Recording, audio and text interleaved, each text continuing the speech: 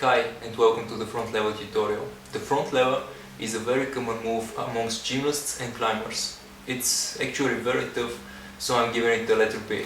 But before we begin, I'd like you to take a look at it so you know what I'm talking about. Some of you may ask why am I giving it the letter B when in the gymnastics codex it's just an A-level move.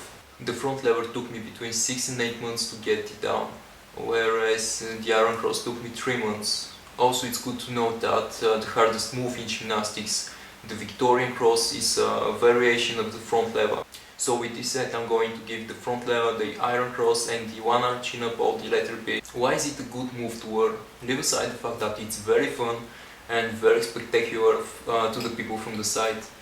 But you know, I was biceps curling years ago, and I got stuck at one point, and the biceps didn't want to grow anymore, and then I just switched with more advanced bodyweight training just to test my strength. It's actually the move, the front lever together with the iron cross is what gave me the peak in the biceps, you know, and the bigger size. It's what unlocked my biceps to continue growing.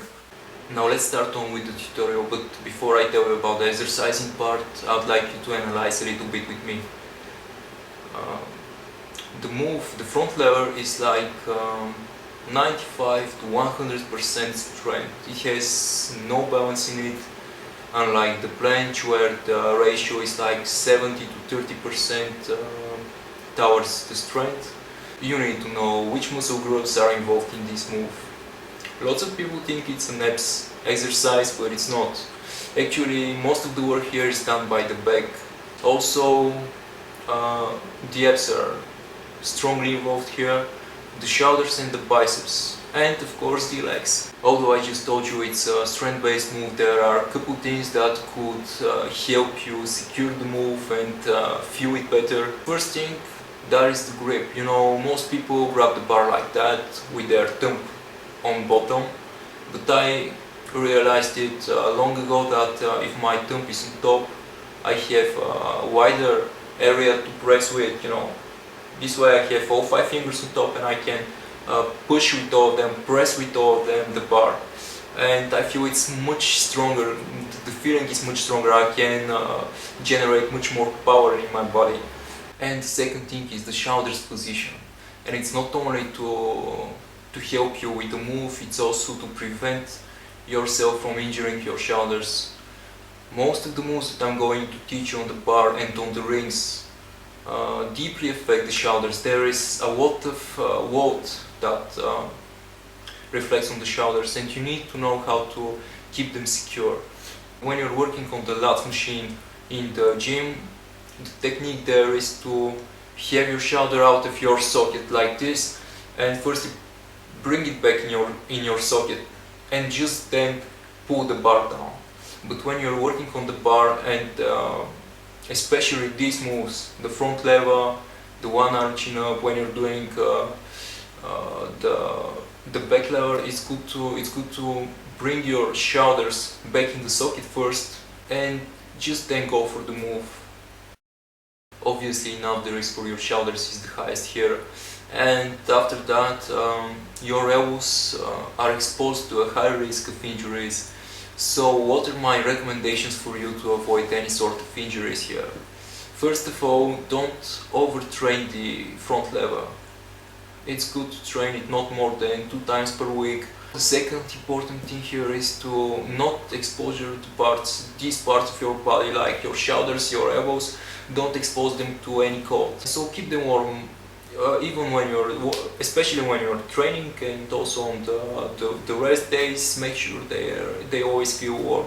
Now as for the actual training for it and the approaches. So I divide the approaches into categories. The first approach is the direct approach, and the second approach is the assisting approach. When I say direct approach, I mean that you are training them using a variation of the actual exercise, which is like going as close as you can to the actual exercise and use it to develop strength in the muscles and just evolve from there.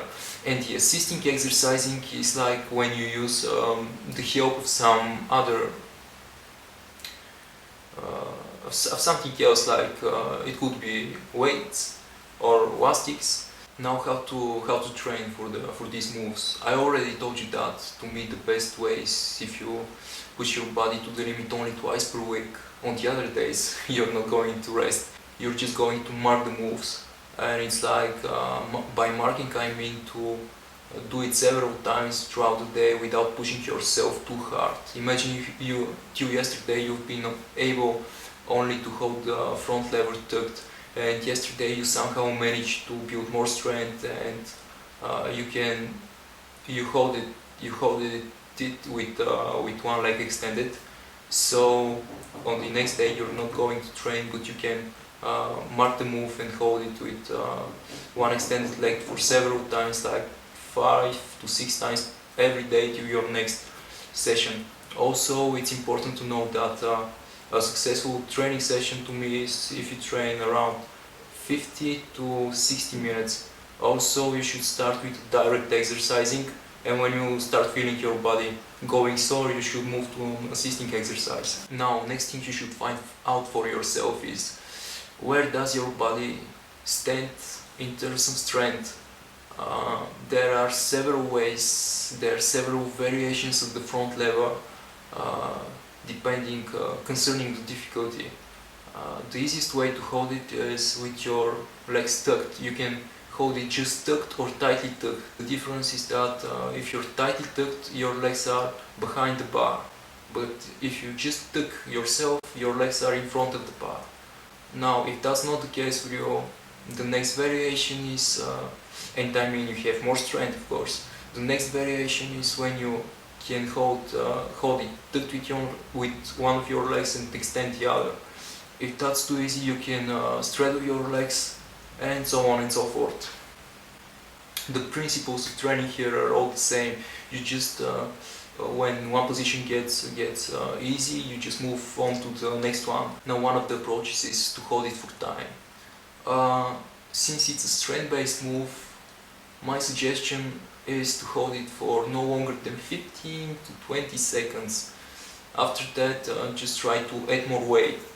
I mean, don't extend your legs, just add ankle weights or some other sort of weight to your body, and this way you're going to gain strength the fastest way possible.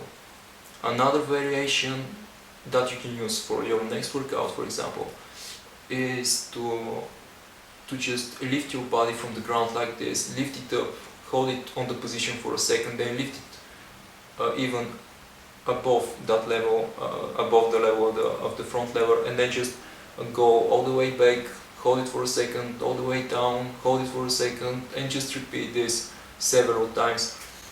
If that's too easy, add some ankle weights till you can move to the next phase of the exercise, like extend one of your legs, then straddle, etc. etc. Another approach to the exercise that you can do on another day is called the ice cream makers. Basically, you just pull yourself up above the bar, and then just let yourself down to the level of the front lever, and then just pull yourself back up. This way you can use some partial momentum to go to the level of the front lever, hold it for a second, and then when you start dropping it, pull yourself back up, and then use the momentum again, go back. It is going to help you to hold it for a fragment of the second or for even 1 second, then pull yourself back up, and continue this way for around 8 to 16 repetitions and rest.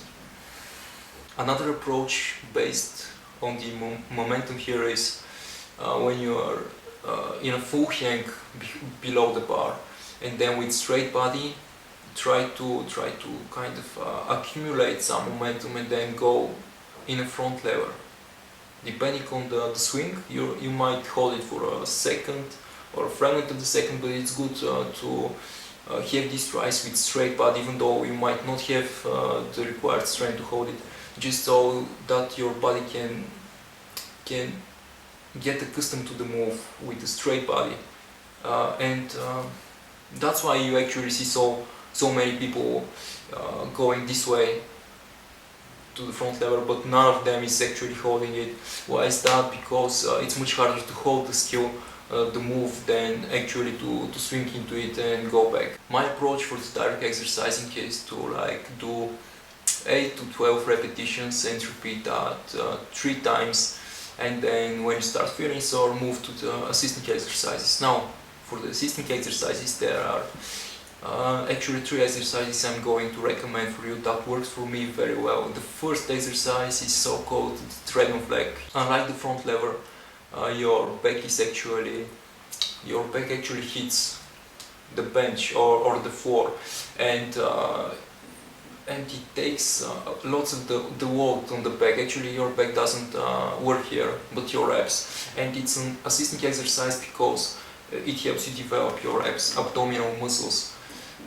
It's good to do it again 3 times of 8 repetitions or so, and you can just play around with it. The abs here are like 30% of the front lever, and 70% is like divided with the different muscle groups of the back. Now another assisting exercise, it's like when you lie with your face towards the ground, and just extend your arms and grab a pair of dumbbells and start lifting it, just like you can see again 3 times of 8 repetitions, resting with 1 minute rest. Another thing, and this is like my favorite assisting exercise, it's using elastics.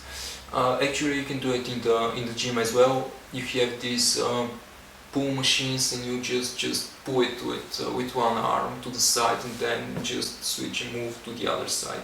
Just try bringing your hands, like you can see on the video, up next to your body. Keep your elbows extended. That is very important, because if you bend your elbows, you start engaging other muscle groups. Now before we finish this tutorial, I'd like to give you some additional hints in case you get stuck somewhere along the road. The first hint is regarding the false grip. You know, all gymnasts use the false grip when doing their strength moves, and the false grip is actually the idea of moving the grip from your palm towards your elbow. Actually, when they hold the ring goes this way. It doesn't go this way. It goes this way. So actually they have a point of pressure here which is much closer to the elbow. And the idea here is that the closer to the elbow you are, the easier the move. And basically, if you feel that you're almost done, or almost have nailed down the front lever, but a little bit strength is not there, just try the false grip. You can just move the grip from here to here, and just walk your hand like that.